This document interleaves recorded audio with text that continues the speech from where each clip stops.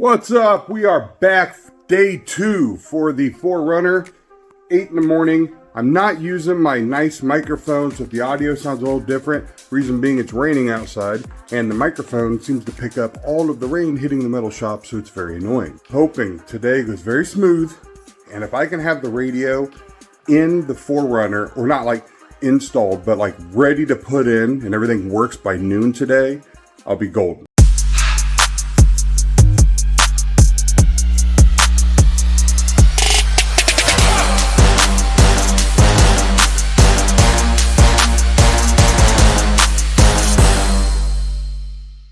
So I literally run the chance of wasting all the extra time I just gave myself.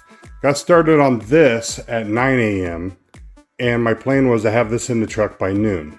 Well, it's now noon and this isn't in the truck. I just did 3 hours worth of extra work that I didn't quote for that I may or may not get paid for, which is a really bad business practice, but let me explain. This guy has a son who has the Chevy truck I talked about. He was talking to me about having this unit put in his Silverado, but he wants to utilize the triggered outputs that are available on the Horizon 10 to turn on lights and things like that.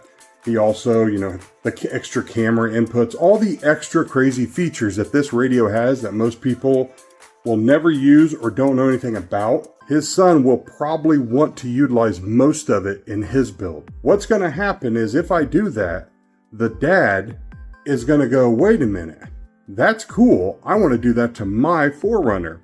Then I'm going to end up in a month or two, this 4Runner back in my shop, wanting to add some lights and trigger it all off the radio or add some cameras or whatever. And you know what I'm going to have to do? I'm going to have to pull this whole thing out, deal with all the wiring, deal with all the plugs. So to future-proof it, I've spent the last 3 hours creating my own custom plugs for every option that this radio has. All of these are extra harnesses. I'm not going to terminate them on the ends here because I don't want to make it easy for anybody else to do it. So I'll label everything, but unless they know what they're doing, they're not going to know how to hook it up. I'm not going to make it so that, Joe Schmo can just come right off all my work I just did here and do whatever he wants. That's just not going to happen. So it's kind of my way of protecting myself to make sure that if I don't ever make my money back on this or I don't get paid for all this extra work, it's going to be useless for anybody. None of this is part of his actual install. He's not going to utilize any of this for what I'm doing right now. This is all extra. And then on top of it, we have an HDMI. So I'm going to be running an HDMI.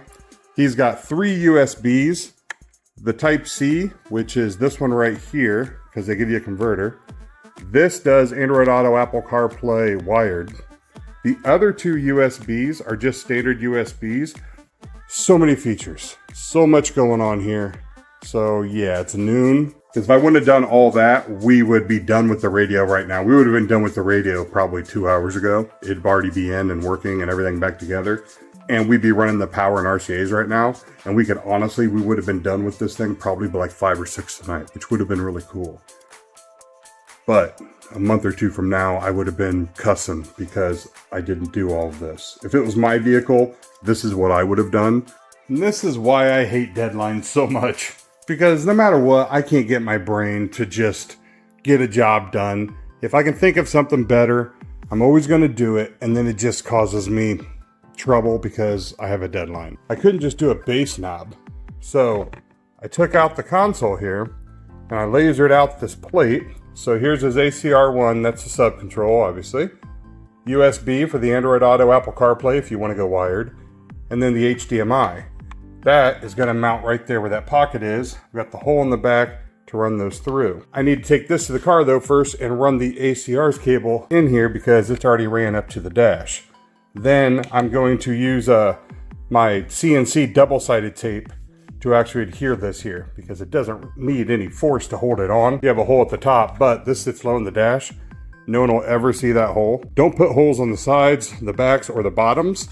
Things will fall.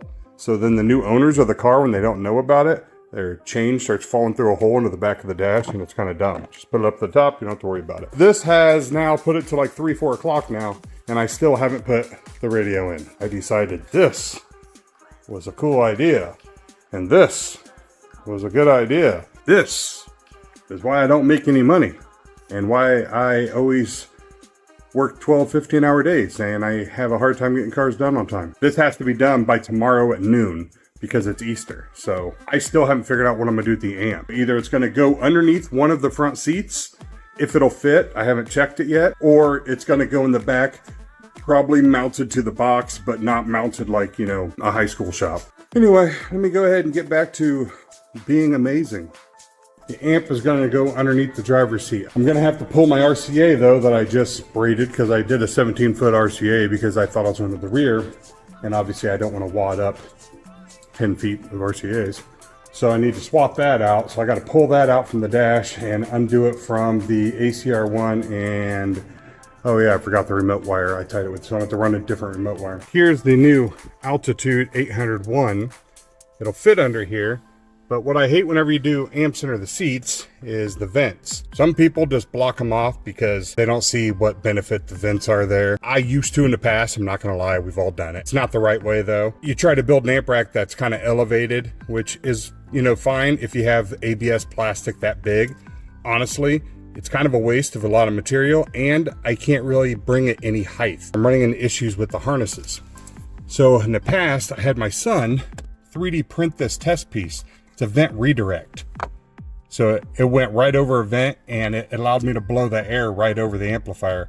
Worked out perfect. It will work out here perfect too, except I need to run home, see if he can make it wide enough to fit the vents that are here, and it needs to be shortened up because as you can see, I don't need it that tall. It's what separates my shop from other shops is I do stuff like this.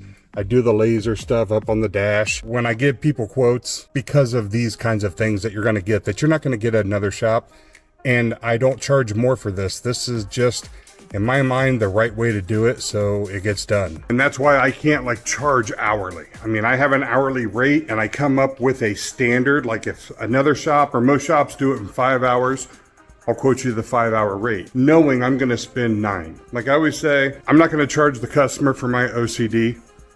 So it's just a benefit that customers get when they come here. He's getting so much extra work he didn't pay for. And I say that on so many cars because that's what I do. I'm not kidding. I love what I do. I really do. This is fun to me. I just wish I didn't have a deadline because I know within any time, in the next couple hours or an hour, my feet or my back are gonna remind me of how old I am. And then it's not fun anymore. But if I have this tight deadline, I don't have a choice. Then it becomes a chore as opposed to fun and excited to do a good job. And that's when it all kind of goes to hell and it sucks. Remember when I said, if I got the radio in by noon today, then I could, you know, be in a good track. Just got the radio in, it's 6:30. But there it is, it's in there. Isn't that cool? And then my plate down there. Got the sub control, HDMI. I got to straighten out that USB port. Camera and everything seems to be working. Over here, this is all the extra harnesses. So I have every feature for that radio is hooked up. And it's all ran to here. Cameras, triggers, everything. RGB lighting, DSP control. It's all here.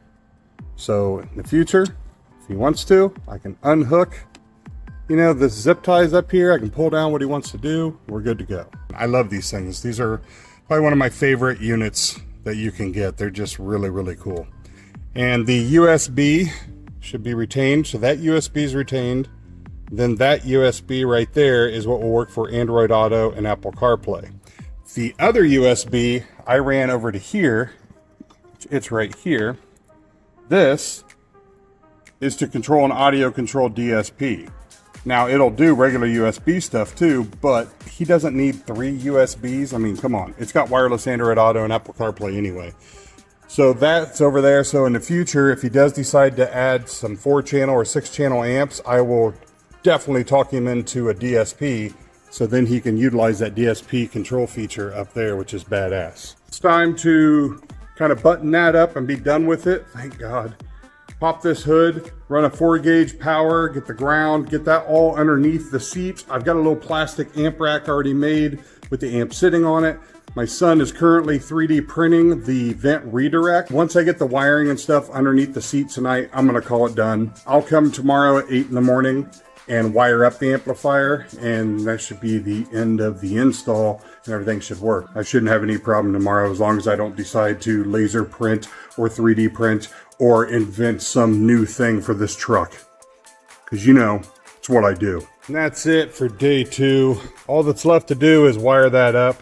I've got all the wiring ran underneath the seat. Got the amplifier on ABS there. Hopefully the 3D printed piece is done in the morning. Now the radio looks pretty sweet. I like it. Looks really nice the way they did the kit, how it mounts in there. And my acrylic piece down here. I'm going home. See you tomorrow. All right, day 3 on the 4Runner, and happy Easter. It's Easter morning. Here we have the amplifier. It's going to slide forward that way. I decided to spin it around. I did have the wire connections on this side. Just didn't like it because people would kick it with their feet. It does make it a little bit more complicated wiring it and putting it this way, but I think it's going to work out nicer. So I've got the power going right now. I just got the ferrule on the ground. If you want to see how the wiring is done, this is how you're supposed to do it. Use a ferrule, then use heat shrink around your braided cabling. That'll go in, lock down. You'll never have bare copper just hanging out. It won't ever come loose. You'll be good forever. Now the print that I wanted is right here that my son did. It's not the smoothest, prettiest thing in the world because he had to kind of rush it for me, but that will slip over. And there's my vent redirect, and that'll sit right on top of the amplifier. I'm gonna go ahead and put a little sound deadening tape on the bottom. It's like this soft pad, just so I don't ever have that PLA. If it does for some reason get too hot, but that is the high temp PLA, I don't want it sticking to this, just to make sure in the future nothing stupid ever happens. And that's going to be all I'm going to show you until it's pretty well done, because I need to get on it, and there's nothing to really video. There's nothing better than killing myself doing all this work to be able to pull it out. Everything works. Everything sounds good. The sub is banging. It's so much more bass than he'll ever need.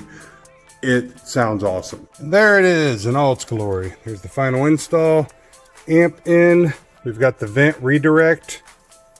So it blows right over the top. Everything down there is pretty clean. Just had to relocate that harness underneath the seat so that it would clear without any issues. Here we have the sub in the back, which it's got a plug. These things come with a quick disconnect plug if you want to utilize it.